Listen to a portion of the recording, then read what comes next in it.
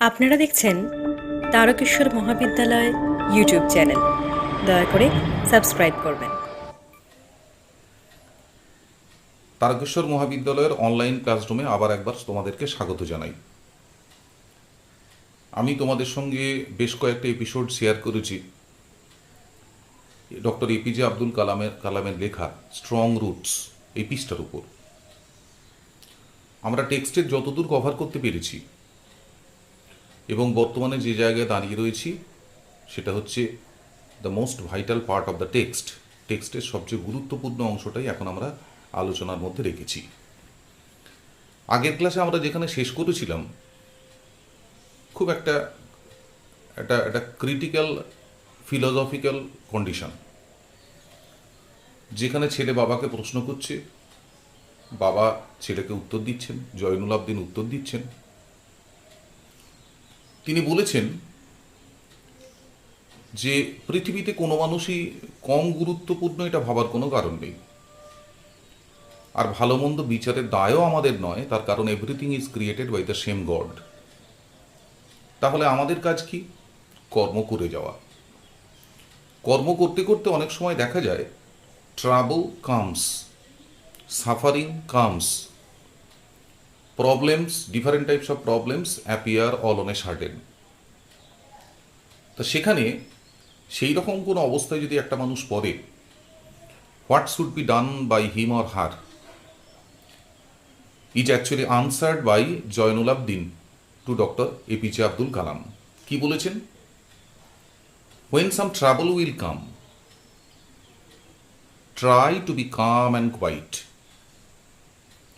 Try to understand the relevance of your sufferings. তোমার এই কষ্টের প্রাসঙ্গিকতা কি, কী কারণে তোমার মধ্যে এই কষ্ট এলো, সেটা অনুভব করার জন্য ছেলেকে বলছেন। এবং তিনি আর একটা কথা বলছেন যে adverse situation is not unwelcome in our life.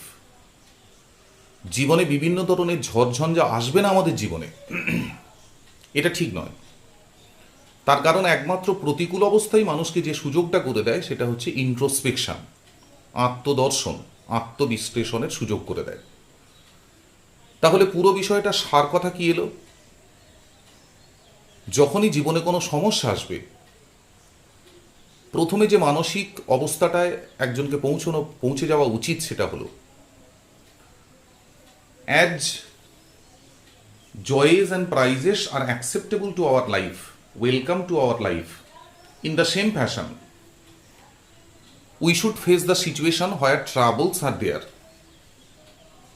এবং সেখানে তিনি বলছেন অ্যাডভার্সিটি মানুষের জীবনে প্রয়োজন এই কারণে, it gives one's the chance of introspection, আত্মদর্শনের সুযোগ করে দেন। তাহলে এখান থেকে আমরা কি বুঝলাম? যখনই কোনো সমস্যায় আমরা পড়ব, আমাদের কি করা উচিত, কি করা উচিত নয়। আমাদের যেটা করা উচিত, স্বাভাবিক অবস্থায় আমরা যতটা স্থিতধী থাকি, সমস্যা সংকুল অবস্থায় স্থিতধী আরো বেশি হতে হবে। নিজের ভেতরে তাকিয়ে দেখতে হবে যে এই সমস্যার উৎপত্তিস্থল কোথা থেকে, এর পেছনে কারণ কি। And according to Zainul Abedin, if we try to find out the basic causes of our trouble, then we shall be able to see that everything comes from within, from our own work. সমস্ত সমস্যারই জন্ম কিন্তু আমারই ভেতর থেকে, আমার কর্মের ফল। তাহলে এই উপলব্ধি একটা মানুষের মধ্যে যখন হবে, সে আস্তে আস্তে নিজের মধ্যে থেকেই সমাধান বার করার চেষ্টা করবে। And one day will come when he or she will be able to find out the answer from himself or herself. The problem will be solved. খুব ভালো কথা। কিন্তু এ কথা ছোট্ট কালামকে সন্তুষ্ট করার জন্য যথেষ্ট নয়। তার কারণ তিনি এর আগে যে সমস্ত অভিজ্ঞতার সম্মুখীন হয়েছেন তার মধ্যে একটা, which is recorded in the autobiography, যে এপিজে আব্দুল কালাম যখন তার বাবার হাত ধরে সান্ধ্যকালীন প্রার্থনা করার জন্য তাদের পাশের পুরনো মসজিদে যেতেন, দেখতে পেতেন মসজিদের বাইরে প্রচুর মানুষ অপেক্ষা করে রয়েছে ফর হিজ ফাদার। তাহলে প্রশ্ন হচ্ছে, তাদের ক্ষেত্রে বাবা কি করেন? তাদের জল ভর্তি পাত্র নিয়ে সেই জলকে মন্তব্যুত জলে পরিণত করে দেন, এবং this simple water becomes such sacred, such purified, such holy water, যে সেই জল পান করে বা সেই জলের স্পর্শে অনেক রোগগ্রস্ত মানুষ সুস্থ হয়েছে। তার প্রমাণ হচ্ছে, সুস্থ হয়ে যাওয়ার পর তারা ডক্টর কালামের বাবাকে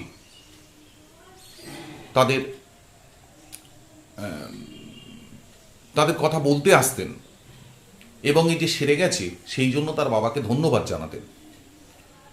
তাহলে এখানে ছেলেকে বলা বাবার কথা এবং অন্যান্য মানুষদের ক্ষেত্রে বাবার যে অ্যাপ্রোচ, একটা ডায়ামেট্রিক্যালি অপোজিট পজিশন। কালাম একটা কথা বলেছিলেন, যখন আমি প্রশ্ন করার মতো বড় হলাম, তার মানে হচ্ছে, here the questions asked by APJ Abdul Kalam to his father is not any ordinary question. Almost all the questions mentioned here are philosophical, psychological, spiritual in nature. তাহলে এই প্রশ্ন শুধু করার মতো বড় হলে তো হবে না, প্রশ্নটার উত্তর বোঝার মতোও বড় হতে হবে। তারপরে বাবার সঙ্গে ছেলে এই ধরনের আলোচনার মধ্যে মগ্ন হচ্ছেন।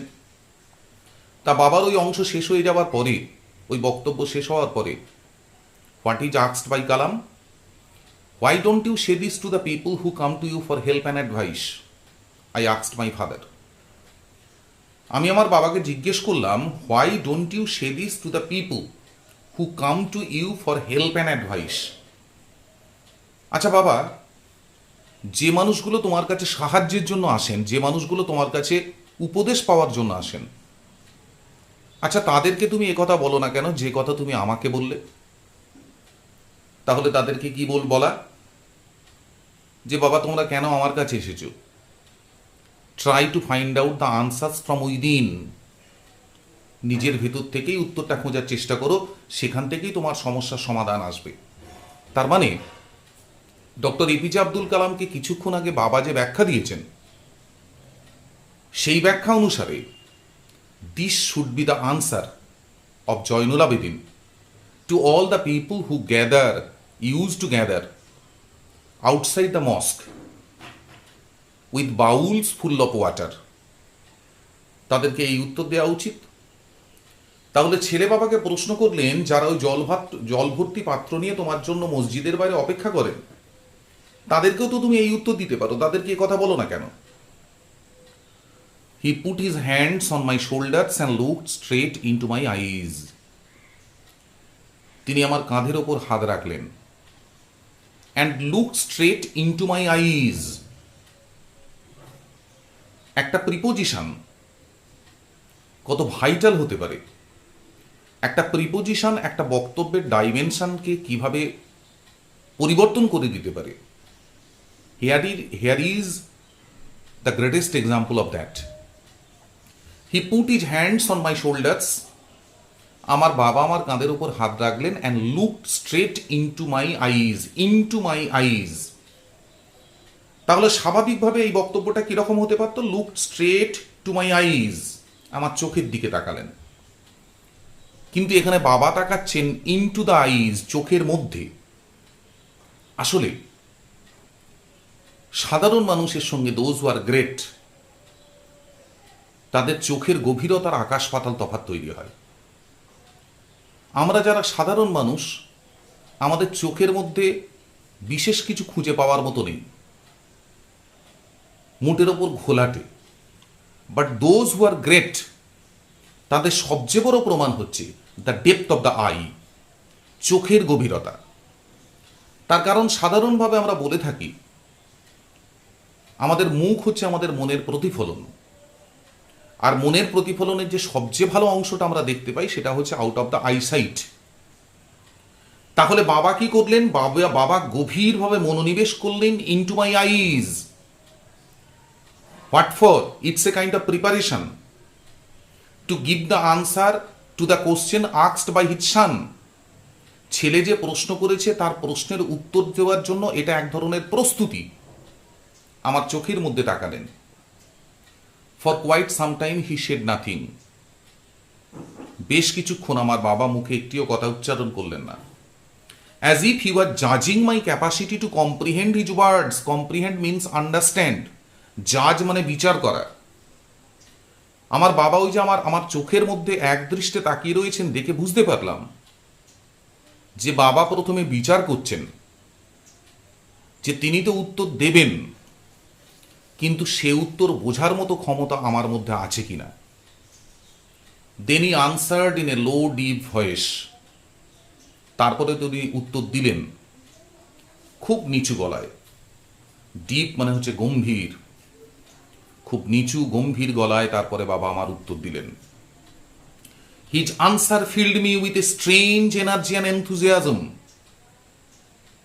তিনি যে উত্তর দিয়েছিলেন, লক্ষ্য করে দেখো, until now the answer is not mentioned, but what was the effect of that answer on Kalam, that is told first. বাবা যে উত্তর দিয়েছিলেন তার প্রভাব ছেলে কালামের ওপর কতটা পড়েছিল তার ব্যাখ্যা কিন্তু তিনি প্রথমে করছেন। Then he answered in a low deep voice, his answer filled me with a strange energy and enthusiasm. Energy Shakti, enthusiasm উৎসাহ। আমার বাবার উত্তর আমাকে এক অদ্ভুত শক্তি এবং অত্যুৎসাহে পরিপূর্ণ করে তুলল। কে বলতে পারে? This is the turning point of APJ Abdul Kalam's life or not? হতে পারে বাবার এই বক্তব্যটাই হয়তো ডক্টর এপিজে আব্দুল কালামের জীবনের ভয়ঙ্কর একটা মোড় ঘুরিয়ে দিয়েছিল। তার কারণ আমরা জানি to be successful in life প্রত্যেক মানুষের জীবনে যেটা দরকার একজন শ্রদ্ধা করার মতো গুরু, যার প্রত্যেকটা কথা, মুখে উচ্চারিত কথা মন থেকে গ্রহণ করার জন্য মানসিক প্রস্তুতি থাকবে। Doctor APJ Abdul Kalam goat such a Guru in the midst of his father, in the midst of his own father Zainul আবদিন। যার ফলে উনি বলছেন বাবা যে উত্তর দিলেন সে উত্তর শুনে এক অদ্ভুত শক্তি এবং অত্যুৎসাহে আমি পরিপূর্ণ হয়ে গেলাম। Then he answered in a low deep voice, his answer filled me with a strange energy and enthusiasm. What is the answer? এরপরে সেই উত্তরের প্রসঙ্গ আসছে, which is given in inverted commas, একটা বড় অংশ। Whenever human beings find themselves alone, আগে আমি যে বক্তব্যটা রেখেছি তার স্ট্রেট ফরওয়ার্ড মানেটা বলার চেষ্টা করছি। Whenever human beings find themselves alone, যখনই কোনো মানুষ নিজে একাকিত্বের মধ্যে থাকে। মানুষের জীবন কিরকম? গোষ্ঠীবদ্ধ জীবন। We try to live social life in the midst of family, যেখানে প্রত্যেকটা সুখ দুঃখ, প্রত্যেকটা চিন্তাভাবনা শেয়ার করে নেওয়ার মতো লটস অফ আদার মেম্বার্স আর দেয়ার। এতে করে কি হয়, আমার মাথার বোঝাটা অনেক সময় লঘু হয়, হালকা হয়ে যায়। কিন্তু মানুষের জীবনে এরকম পরিস্থিতি আসে, মানসিক দিক থেকে কোণঠাসা হতে হতে হতে হতে হতে হতে all on a certain he becomes totally lonely. তার নিজের ভেতরের দুঃখ, কষ্ট, জমাট বাঁধা যন্ত্রণা শেয়ার করে নেওয়ার মতো পৃথিবীতে তারা যখন কাউকে খুঁজে পায় না। Whenever human beings find themselves alone, as a natural reaction, স্বাভাবিক প্রতিক্রিয়া স্বরূপ, they start looking for company. Look for মানে হচ্ছে খোঁজ করা, সার্চ। তারা সঙ্গে সঙ্গে সঙ্গীর খোঁজ করতে শুরু করে। তাহলে এখন পর্যন্ত বক্তব্যের যে অংশটা আমরা পড়লাম তাতে কি দাঁড়ালো? বাবা বলছেন যখনই কোনো মানুষ একাকিত্বে ভোগে তখনই মানুষের স্বাভাবিক স্বভাব অনুসারে সে সঙ্গী খোঁজার চেষ্টা করে। Suppose he has got it, জানো কি, the problem will be solved. দেখবে লক্ষ্য করে আমাদের এটা একটা স্বাভাবিক প্রবৃত্তি। শরীরের কোনো সমস্যা হলে আমরা ডাক্তারের কাছে যাই, মনের কোনো সমস্যা হলে আমরা এমন মানুষকে খুঁজতে শুরু করি যে বা যিনি আমার মনকে বোঝেন। আশা করা যায় তিনি আমার মনের সমস্যাও বুঝবেন। যার ফলে লক্ষ্য করে দেখবে এই মনের কথা খুলে বলার মতো প্রত্যেক মানুষের জীবনেই এক বা একাধিক ব্যক্তির উপস্থিতি থাকে। যদি না থাকে, ইটস ডেঞ্জারাস। কেন ডেঞ্জারাস? এই যে তোমার lonely phase of someone's life, এই ফেজটা কিন্তু একটা মানুষের জীবনে ভয়ঙ্কর if it continues for a longer period. ডাক্তারি পরিভাষায় মানুষের মধ্যে যেটা জন্ম হয় সেটা হচ্ছে সুইসাইডাল অ্যাটেম্পট। তার কারণ মানুষ মানসিকভাবে একাকিত্বের মধ্যে বাঁচতে পারে না।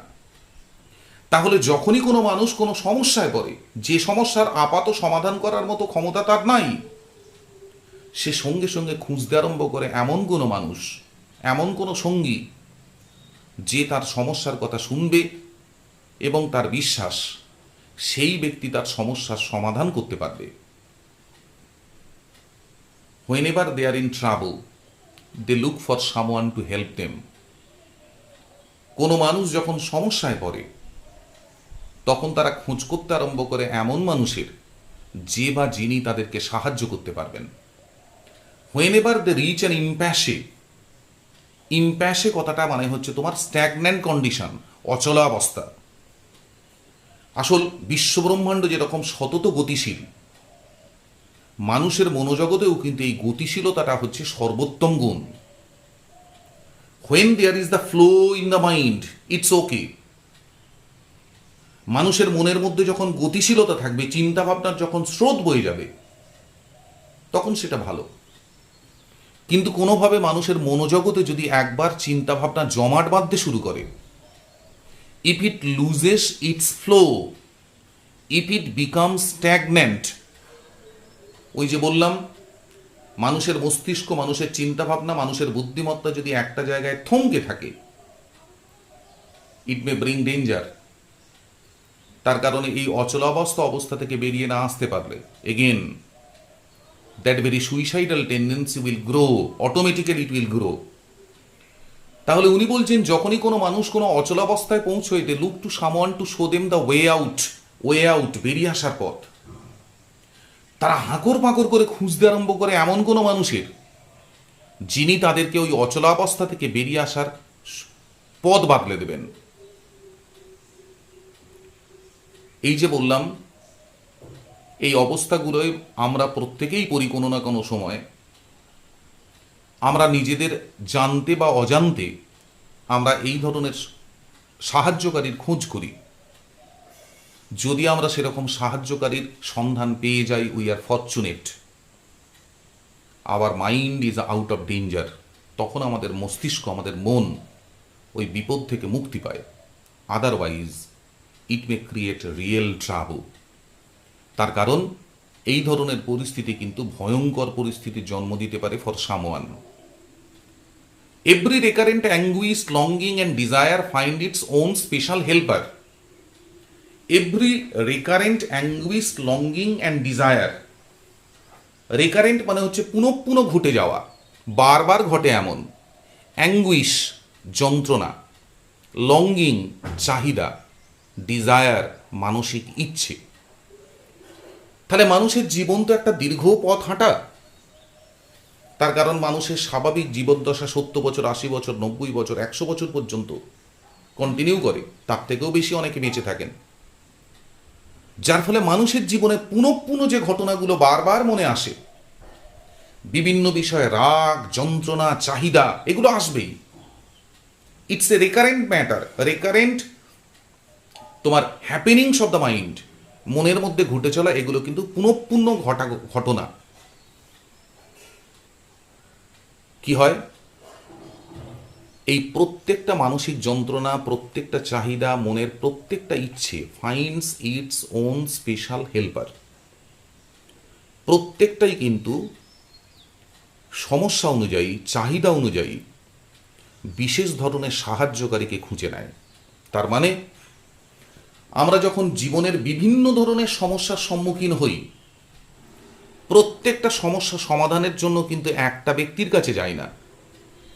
বিভিন্ন ধরনের সমস্যা, বিভিন্ন ধরনের ইচ্ছে পূরণ, বিভিন্ন ধরনের চাহিদা পূরণের জন্য আমরা চাহিদার পরিপ্রেক্ষিতে বিভিন্ন ধরনের সাহায্যকারী মানুষকে খুঁজে নিই। তাহলে এই খোঁজ চলে আমাদের নিরন্তর। যতদিন পৃথিবীতে আমাদের জীবন আছে, যতদিন সদর্থকভাবে এই পৃথিবীতে আমরা বেঁচে থাকি, সমস্যা প্রতি মুহূর্তে আসবে, চাহিদা, যন্ত্রণা, বিভিন্ন ধরনের ব্যাপার স্যাপার মানুষের জীবনে ঘটবে, এবং প্রত্যেকবারই আমরা কি করব বলতো, সমস্যা অনুযায়ী বিভিন্ন ধরনের সাহায্যকারীর সাহায্য নেব। They will help us to come out of the situation, we will be satisfied, আমরা হয়ে যাব সন্তুষ্ট। তাহলে এখনো পর্যন্ত এপিজে আব্দুল কালামকে তার বাবা যে বক্তব্যটা রাখলেন, যে জিনিসটি বোঝালেন, সেটা হচ্ছে মানুষের জীবন কীরকমভাবে বয়ে চলে। এর জীবনের মধ্যে প্রথম কোয়ালিটি হচ্ছে স্রোতস্বিনী। Until the flow of the mind remains in the midst of mind, it's okay, it's fine. কিন্তু অনেক সময় মানুষের জীবনে আবদ্ধ অবস্থা বর্তমান থাকে, একটা স্থিতাবস্থা বিরাজ করে, বিভিন্ন ধরনের চাহিদা, বিভিন্ন ধরনের ইচ্ছে পূরণ, সেগুলোর ইচ্ছা আমাদেরকে মানসিকভাবে ভয়ঙ্করভাবে যন্ত্রণাকাতর করে। আমরা প্রত্যেকটা মানুষই যেটার সঙ্গে করতে আমরা অভ্যস্ত, সেটা হচ্ছে সমস্যার চরিত্র অনুসারে, সমস্যার বিভিন্নতা অনুসারে আমরা বিভিন্ন ধরনের মানুষের কাছে ছুটে যাই সাহায্য পাওয়ার জন্য। যদি সাহায্যকারী মানুষ আমরা খুঁজে পাই, যদি তারা ঠিক সময়ে সাহায্যের হাত বাড়িয়ে দেন, there is no problem at all. We will remain alive, we will remain active. কিন্তু প্রশ্ন কোথায়, যদি কোনো সময় এই ধরনের সমস্যার সম্মুখীন আমরা হই, where we have the need of some helper to show us the path or to show us the way out, but by no means we can find out such a person, then danger looms large on our fate. তখন কিন্তু বিপদ পরিষ্কার চোখের সামনে দেখতে পাওয়া যায়, যেটা মনে হয় যেন আমাদের ভাগ্যে লেখা আছে। এই হচ্ছে primary in general assessment of or explanation of Joynal Abedin given to his son related to his question. তিনি যে প্রশ্ন করেছেন, আপাতভাবে এটাই তার উত্তর।